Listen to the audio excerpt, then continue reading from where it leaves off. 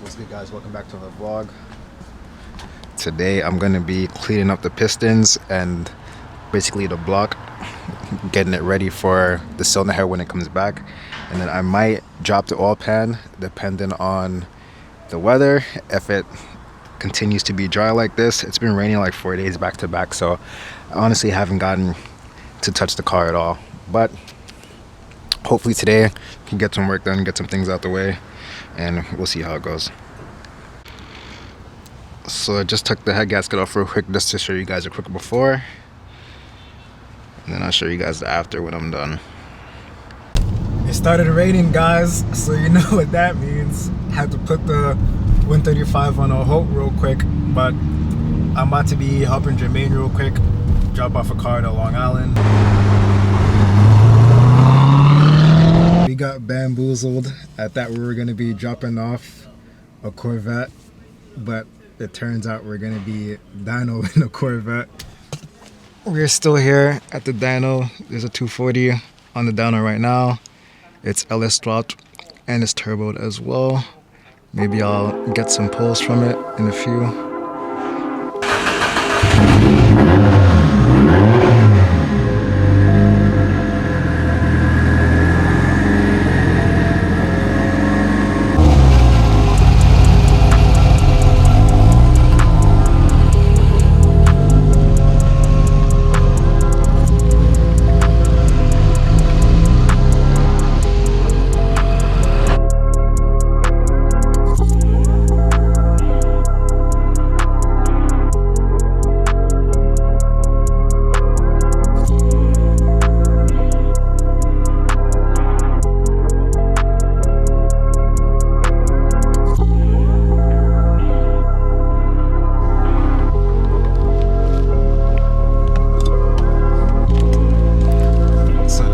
Did not get to do any pulls in the dyno because I didn't have the right map sensor.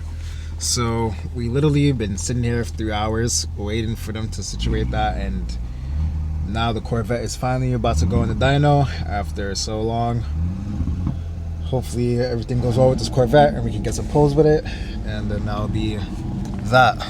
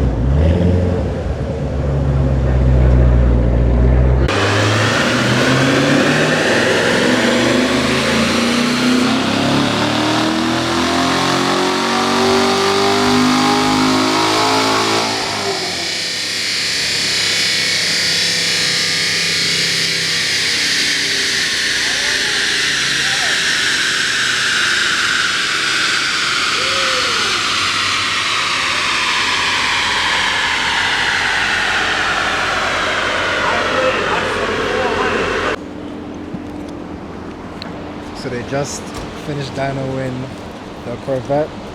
The highest horsepower, I think like 491 it was. He's about to tune it right now. We're gonna see what the numbers are after he tunes it. What are your predictions? On which one? The tune. For which car? This one? The Corvette. Oh, Corvette? 450. 450? Yeah, 450 after the tune. Alright, so I said 450. He changed it from 400 to 450 now. No. What you don't understand? Yeah. Before the tune, stock roll is gonna be 400. Yeah. After the tune, after he tweaked it, it's gonna be 400. I was talking about the tune the whole time. This whole time? Yeah. But anyways, the guys over there got the map sensor for the 240. Hopefully things work out for them.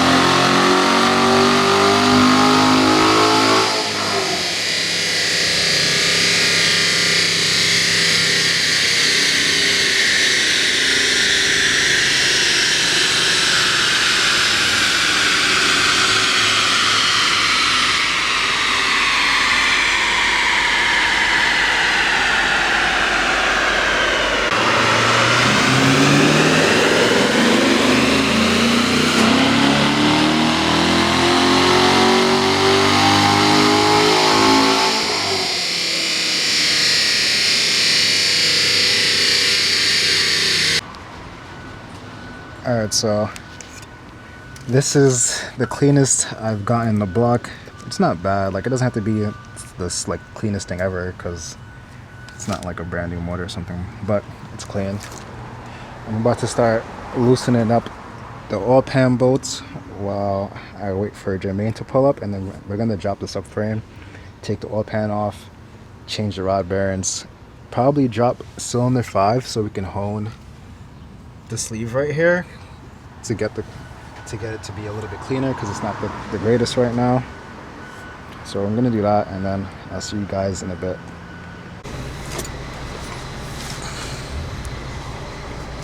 So far I have dropped the power steering pump. You can barely see it, but this right here that's moving, there is 3 E12 bolts. There's one right here. There are 2 in the front. I'm not sure the camera's gonna get it, but they're pretty much just like over here. 2 in the front. I took those out, got those out the way. Then I worked on the steering rack. There is basically a nut and bolt for right here, back and forth, just regular steering rack stuff. E12 at the bottom, I believe a 16 at the top, and then I got that out the way, and then I took the steering shaft off. This is a E10. Took that out, got the steering rack out of the way, and then after that I just started loosening up the oil pan bolts. Still waiting on Jermaine to pull up, but I'm just getting things out of the way instead of just not doing anything. So by the time he gets here, we should just be able to just drop the subframe, and then the oil pan will just be ready to come out the car since I already loosened up all the bolts and everything. But yeah, look how dirty my hands are. This is why you should wear gloves. Hands are cooked. God damn. Yeah, I forgot, but I also disconnected the oil pan sensor right here. Don't want to cook that. And I disconnected the sway bar as well. The sway bar links on both sides. With focus.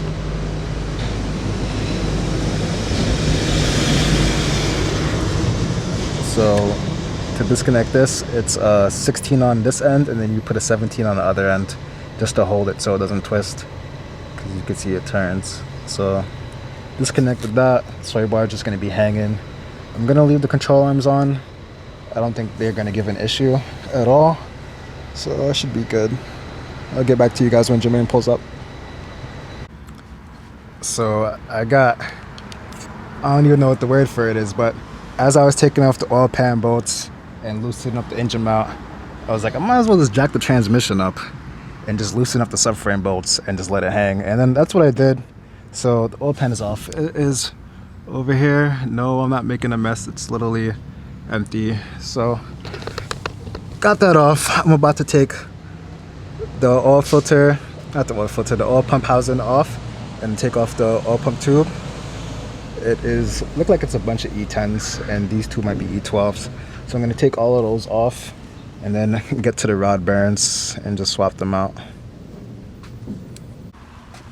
We got the oil pump off, and we got the windows tray off as well.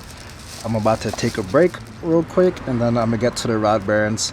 I'm also going to be dropping piston number 5, because remember how I was saying I got to hone this part of the block and check out the piston because it looks a little bit funny. So when I get back, I'll do that. Jermaine is holding out the 5th cylinder. Cleaning it up. We're debating if we should take out the 5th piston or not.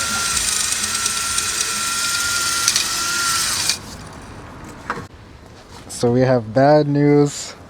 The crank is cooked. Cylinder 5 is cooked. Look at the rod bearings. God damn. My guy. Yep, I've been going overboard. So since the crank is no good, I basically just been taking everything apart. I got the whole wire harness off the motor, the whole engine harness, I guess you could say. Disconnected the fuel stuff, so that's no longer connected. I took off the alternator. I gotta take off the AC right now and the bracket as well. And I got a few of the transmission bolts off. I think there's 2 bolts left. And then I just gotta take off the rest of the stuff for the turbo. There's some like lines and stuff that's still connected to the block. Once I take all of that stuff out, I'm gonna take the block out and disassemble the crank and all that stuff, because we got a new crank that we're gonna use instead of getting another crank, another N55 crank. We got an M3 crank that we're gonna put in this block. So yeah, gonna be taking this apart, taking the transmission off. Then I'm gonna wait for someone to help me take the block out of the car.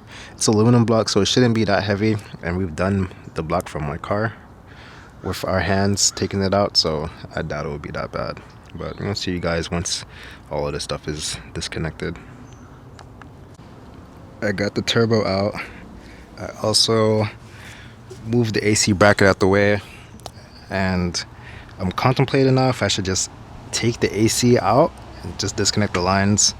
And the transmission is off the block, so the reason why I'm contemplating if I want to take this off is because I might just take the front end off.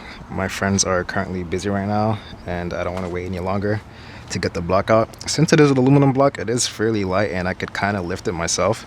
So if I could just get the front end off, put a tire right here, put some cardboard down and slide the block onto the tire, I think I'd be just fine. So I think that's what I might do if none of my friends call me, but I don't feel like waiting, so I'm just gonna do that shit, honestly. The whole front end is off. So I disconnected the power steering lines that went to the cooler over there. Back here, this one was giving me a problem, so I just left that shit, the 22 bolt on the power steering pump, and just took that off. I mean on the rack, just took that off, let it drain out, put the rack back on, put the bolt back on, left that hanging. I disconnected the AC lines, all of them. I did make a little mess, but nothing too crazy. So yeah, front end's off. I'm about to come up with my plan. Maybe I'll film it when I take the block out, maybe not, who knows, we'll see. But yeah, the block is about to come out.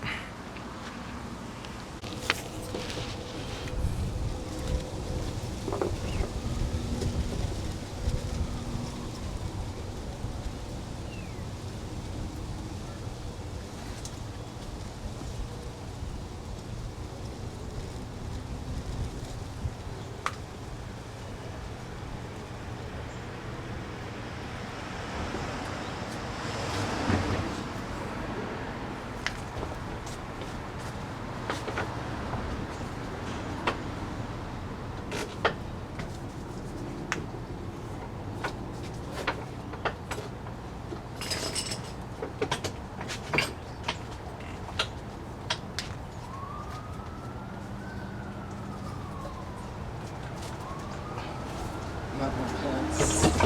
Oh my god. Sick.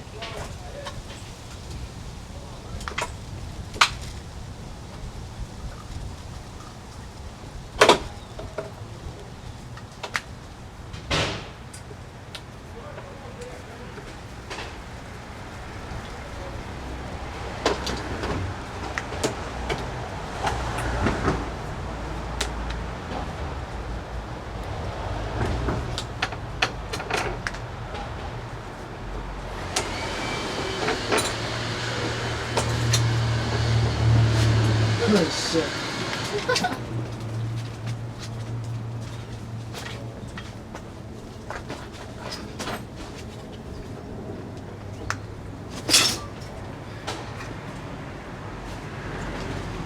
I hope this thing is still filming. Damn, that's me? I did that? Nah. That's actually crazy. And it didn't break anything either, which is sick. But yeah, the block is finally out of the car. Let me show you guys the disaster and the reason why the block is coming out. Look right here. Look at that. That's rod bearings. That's from piston number 5. I would take out the other ones and show you, but the other ones, this shit is cooked. Machine shop said it's not worth fixing, so we got an empty crank. I'm gonna take the clutch off. I'm definitely gonna wait for my friends because this is probably gonna come upstairs in my room. I'm gonna tear it down in there. Fuck, that took forever. But I did that. I think I'm gonna put the front end back in, put the steering rack back on, and I might push this onto the street because I need to work on my car. Whew, I'm so tired. Okay, so this is the farthest I've gotten. I got it off the floor, got it on tire, put the front end back on, basically put everything in here, covered up the ECU. The turbo is inside the garbage bag. Everything else is inside garbage bags and Ziploc bags inside the car. I'm basically finished at this point. This is it for the video. I'll see you guys in the next vlog, which will be me tearing down the block.